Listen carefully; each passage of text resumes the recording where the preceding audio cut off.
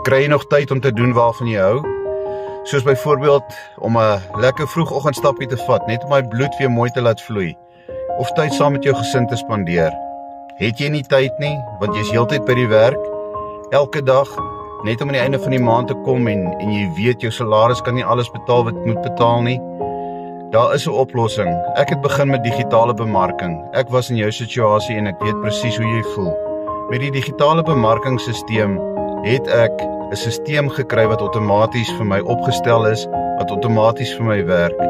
Ek werk 2 tot 3 ure 'n dag. Die res van die tyd het ek vrye tyd om te spandeer aan die goed waaroor ek nou net gepraat het.